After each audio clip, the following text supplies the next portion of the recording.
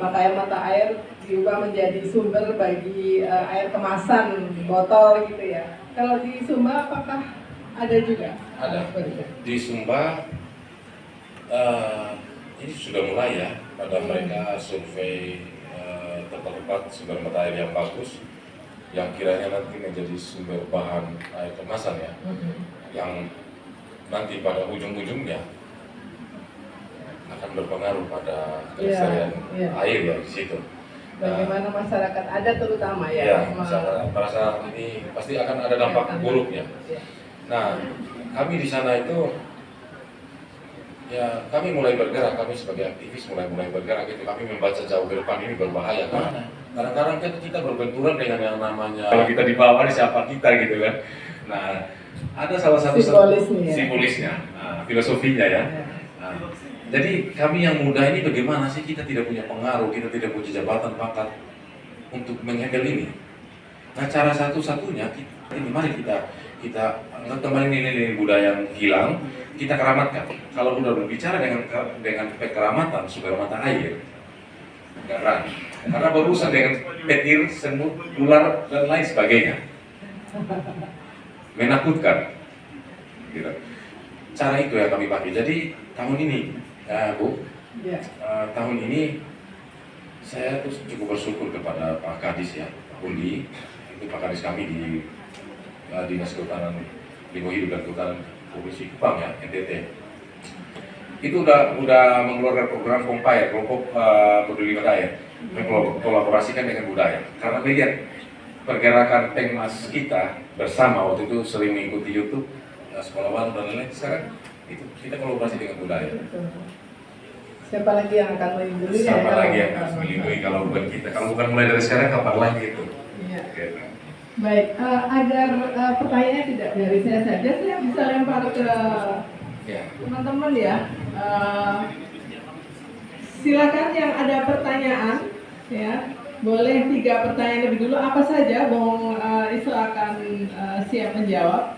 Boleh karena rasa ingin tahu, boleh juga karena penasaran atau kritis, pertanyaan kritis juga boleh.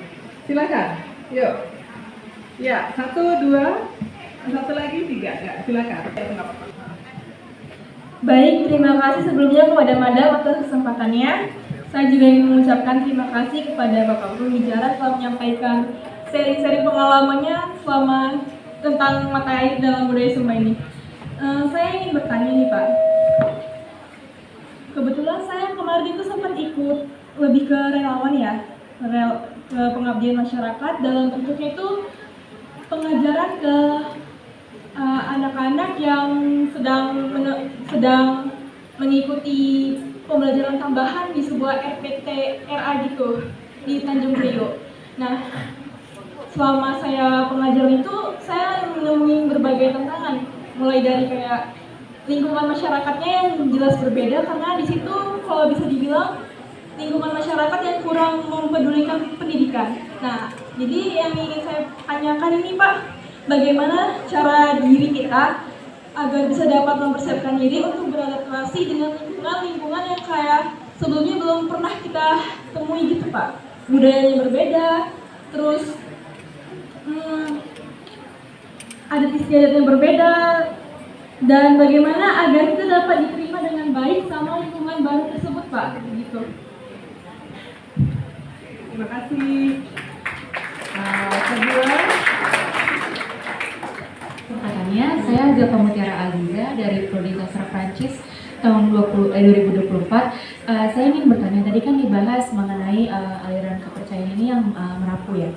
Nah, kemudian apakah ada bentrok atau kayak gimana antar agama yang lain yang mungkin masuk juga itu di lingkungan di sana, apakah tetap harus mengikuti kepercayaan yang ada atau mungkin kayak oh ya udah kalau mengikuti nggak apa-apa tapi tetap hormati atau seperti apa? Terima kasih.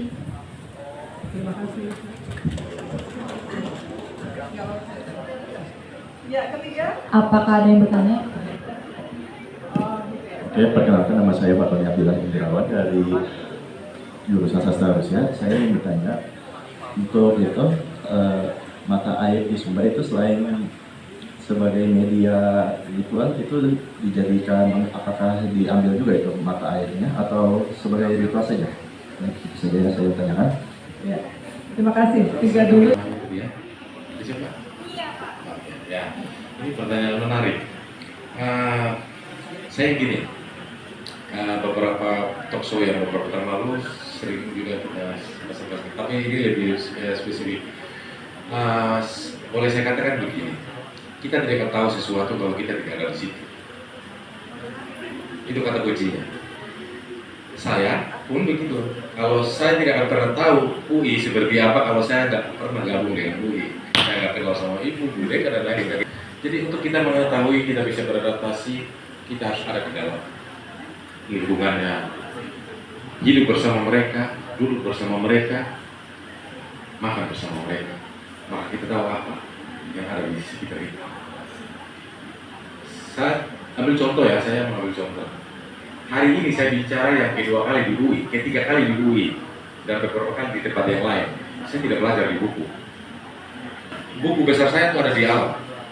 Saya setiap hari ada di alam. Jadi teman-teman adik-adik mau bicara tentang alam, dan saya bicara aja jadi saya pakai teks. Karena saya begitu mengenal alam lingkungan saya, karena hari-hari saya ada di situ. Nah, terus bagaimana tadi ya? Berbaur dengan alam. Jadi saya sarankan buat adik-adik di bangku kuliah tetap paling tidak juga di lapangan itu ilmu yang paling dalam itu di lapangan. Nah, mungkin seperti itu ya, ya, oke.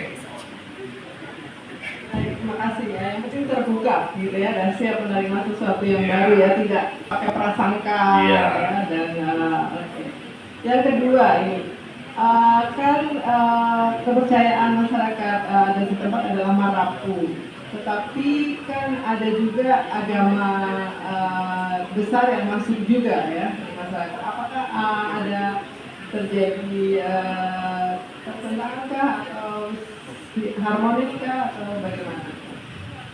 Terkait enam agama yang ada ya sudah diakui sebelum aliran kepercayaan Marapu kemarin sudah diakui juga, barusan diakui ya, masuk KTP gitu ya. Baru Sekarang Marapu bisa sudah ditulis di KTP. Wah, sudah. luar biasa sekali. Bahkan diizinkan untuk nikah Marapu. Hmm. Kalau dulu anak-anak Marapu, kenapa anak-anak Marapu sekarang sedikit cuma? Karena dulu kalau anak-anak hendak kuliah harus punya apa namanya akta kelahiran Dengan agama. baptis, agamanya apa gitu ya. Kebetulan di sana Kristen atau Katolik ya, harus punya itu. Jadi mau tidak mau harus dibaptis. Nah, tapi sekarang sudah bagus. Tapi sejak dari dulu NTT secara umum kami toleransinya cukup baik. Contoh di Sumbani, baik Muslim, mohon izin, baik Muslim, Hindu, Buddha, Kristen, Katolik.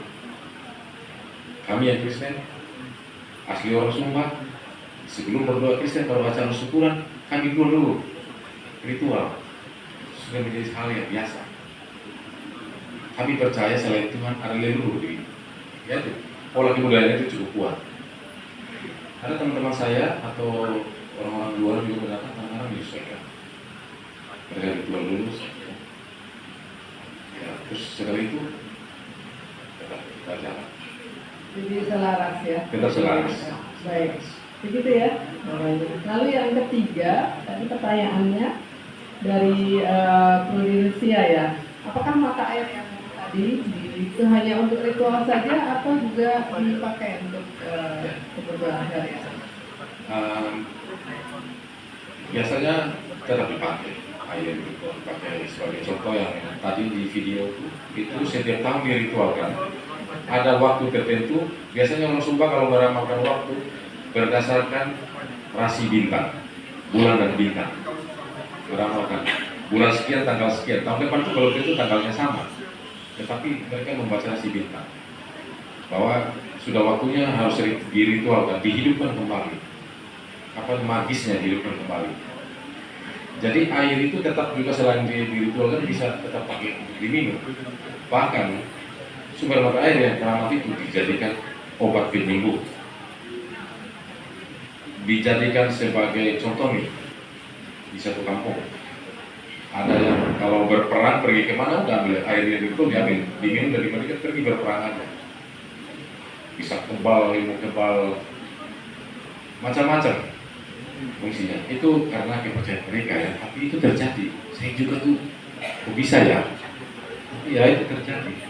Jadi untuk minum, untuk obat penyembuhan dan lain sebagainya, untuk diberkati tetap air. Semua bahan dasar dalam ritual air selalu hadir. Begitu. Ya. Jadi memang air itu mengikat dengan leluhur juga ya, sumber air itu ya. Jadi ya dimanapun kita berada itu harus ingat leluhur, dan air itu menjadi salah satu medium untuk menyambungkan. Iya. Nilai air saya lupa tadi menyampaikan ya. Nilai air ini kami kalau bahasa daerahnya gitu. Kadang-kadang bahasa orang Sumba tidak ada kata terima kasih. Kalau di Jawa bilang apa? Kalau terima kasih. Bahasa Jawa, terima kasih. Matur nuwun. Matur nuwun. Orang Sumba tidak ada kata terima kasih. Tapi memakai gini, maringi. Maringi itu diberkati. Artinya maringi dalam bahasa Indonesia lurusnya dingin, air. Jadi air ini adalah simbol berkat. Doa dan berkat. Bayangkan sampai saya begitu ya, bisa ada gambaran ya. Berarti fungsi air bagi kami di sana cukup sangat dihormati, sangat Kita harus menulis ini Bung Hendra, dan kita harus menulis kosmologi air. Wah, mas berikutnya. Jadi itu filosofi air ini cukup sangat kuat. Ya, baik, terima kasih. Masih ada waktu ya, kita buka